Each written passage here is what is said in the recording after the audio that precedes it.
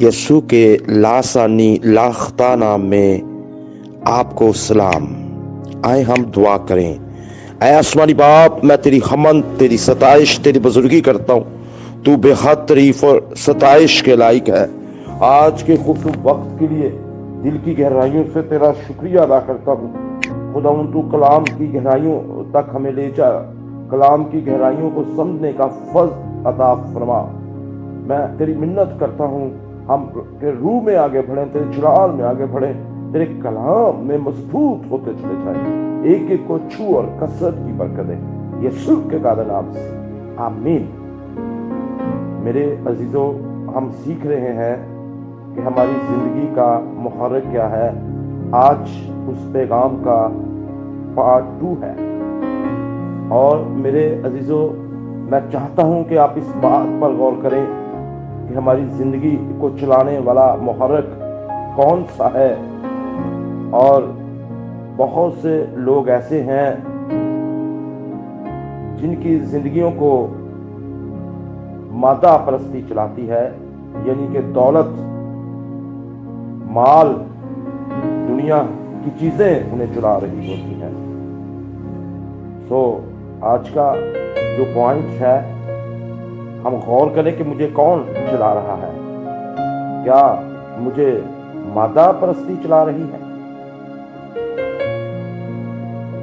اور میں اپنی زندگی کس طرح سے گزار رہا ہوں؟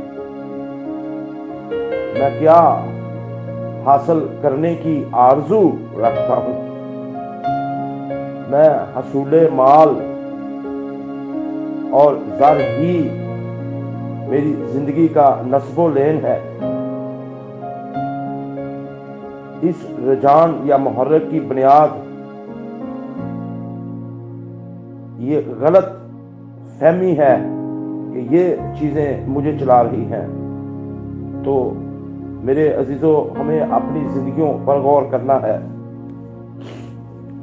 معافی کے ساتھ کہتا ہوں کہ جب ہم شروع میں خدمت کرتے ہیں تو ہم بڑے جوشیلے انداز میں خدمت کرتے ہیں، تب ہمیں خدا کا روح چلا رہا ہوتا ہے، خدا کے روح کے مطابق ہم چل رہے ہوتے ہیں۔ کچھ عرصہ کے بعد جب ہماری خدمت بہتر ہو جاتی ہے اور ہم دعاؤں میں، کلام پڑھنے میں کوتاہی کرنا شروع کر دیتے ہیں، پھر بہت سے لوگ ایسے ہیں کہ جن کی زندگی کو روپیہ پیسہ چلاتا ہے، اور کئی ہیں بھی ایسے معافی کے ساتھ کہ وہ خدمت اس لیے کر رہے ہیں کہ انہیں کوئی اچھا ڈونر مل جائے۔ تو اچھی بات ہے اچھا ڈونر ملنا، پر جب وہ روپیہ پیسہ ان کے پاس آ جاتا ہے، پھر وہ روپے پیسے کی خدمت کرتے ہیں، خدا کی خدمت سے ہٹ جاتے ہیں، اصل مقصد سے ہٹ جاتے ہیں۔ تو ہمیں جو اصل مقصد ہے ہماری خدمت کا، جو خدا کی طرف سے ہمیں ملا ہے، اور ہمیں اسی پر قائم رہنا ہے، روپے کے پیچھے نہیں بھاگنا۔ بہت سے لوگ ایسا کرتے ہیں، کیونکہ کلام حق میں لکھا ہے کہ تم میری بادشاہی اور میری راست بازی کو تلاش کرو تو یہ سب چیزیں تم کو مل جائیں گی۔ اگر ہم چاہتے ہیں کہ سب کچھ مل جائے تو بس ہمیں خدا کی بادشاہی، اس کی راست بازی کی تلاش کرنی ہے، اور دولت کے پیچھے، روپے پیچھے کے نہیں بھاگنا۔ جس طرح کہ ہم غور کرتے ہیں، اگر آپ مرکز کی انجیل اس کے 10 باب کا مطالعہ کریں، وہاں پر ایک شخص آیا جو بڑا دولت مند تھا، جو بڑا امیر تھا۔ وہ یسوع کے پاس آیا اور اس نے آ کر گھٹنے بھی ٹیکے، اور وہ دوڑا ہوا بھی آیا اور آ کر کہتا ہے کہ میں کیا کروں تو ہمیشہ کی زندگی پاؤں۔ وہ زندگی بھی چاہتا ہے۔ اور پھر کیا ہوا میرے عزیزو؟ یسوع نے پوچھا کہ تو حکموں کو مانتا ہے؟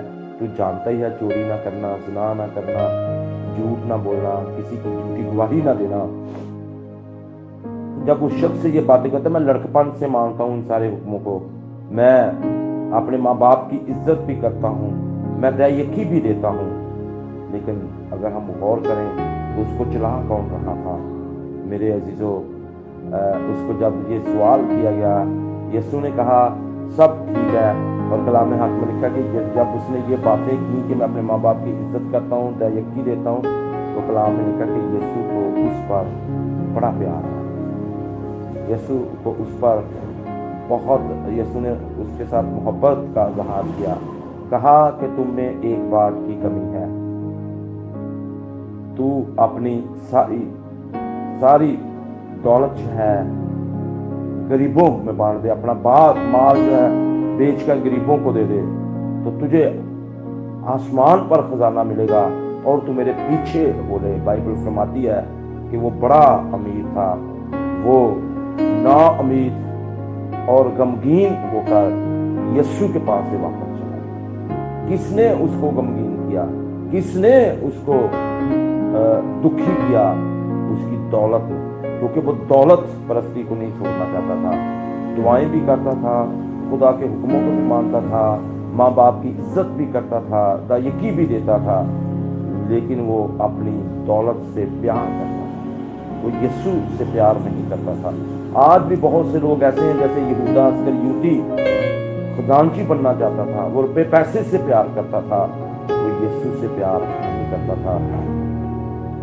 वो भी गमगीन हुआ, वो भी मरा और वो भी नाउम्मीद हो गया। वो मायूस, जब कोई नाउम्मीद मायूस होता है फिर वो खुदकुशी।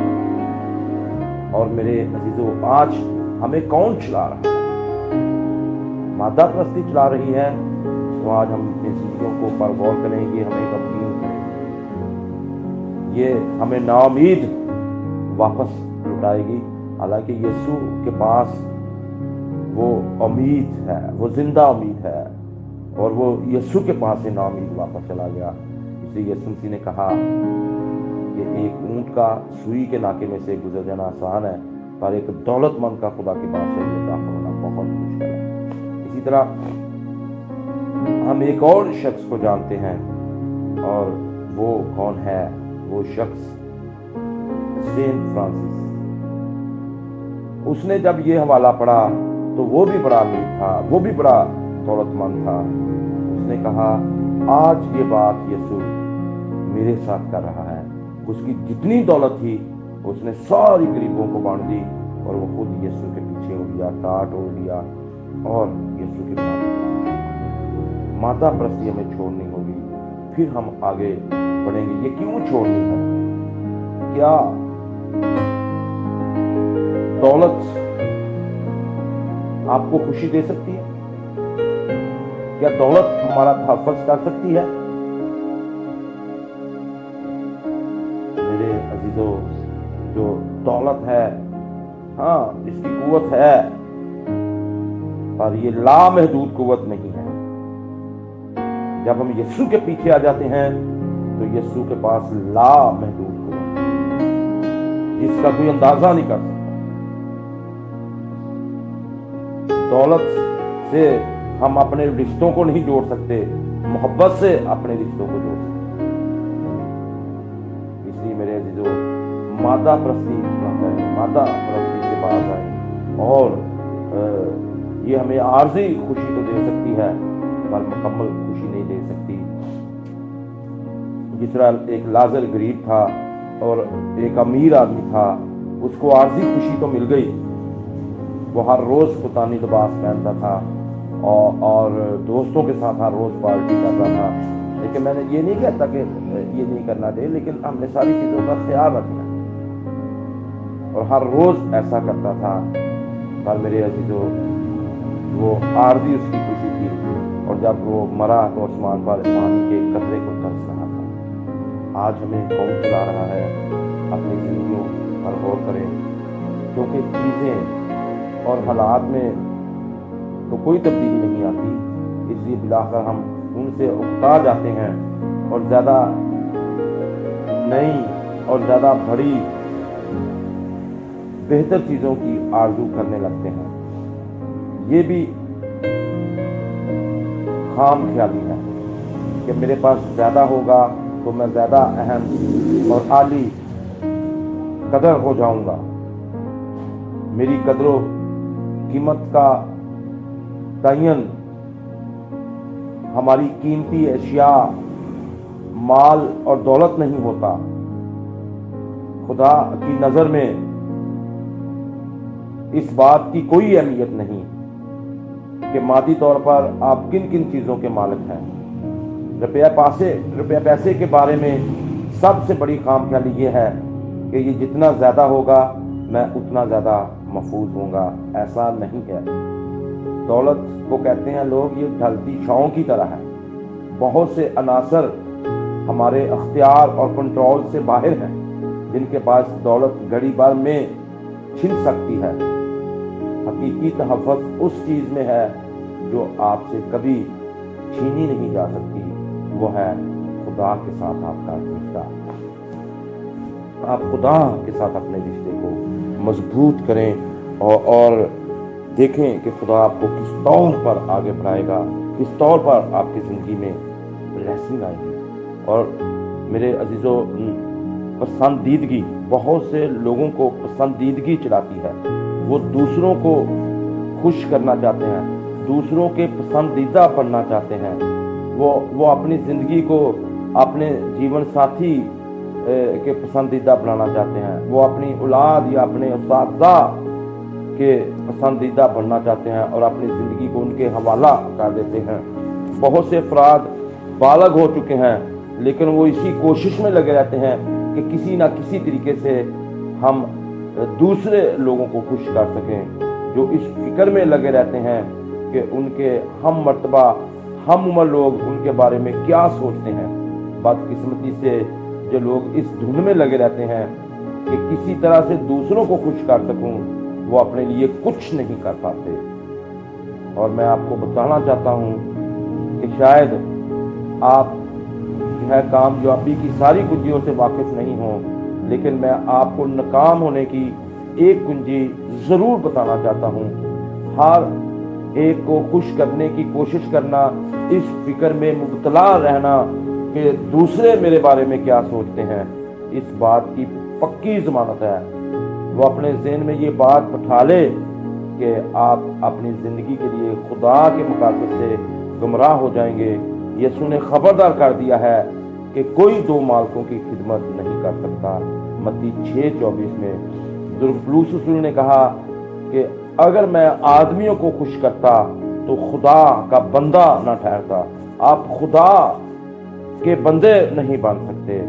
और दूसरी कुव्वतें भी हैं जो आपकी ज़िंदगी को चला सकती हैं, लेकिन सब उस मायूस कुन रास्ते पर ले जाएंगी जहां आप महसूस करेंगे कि आपकी सलाहियतें इस्तेमाल होने से रह गई हैं। आप गैर ज़रूरी ज़हनी दबाव और बेतुनानी का शिकार रहेंगे।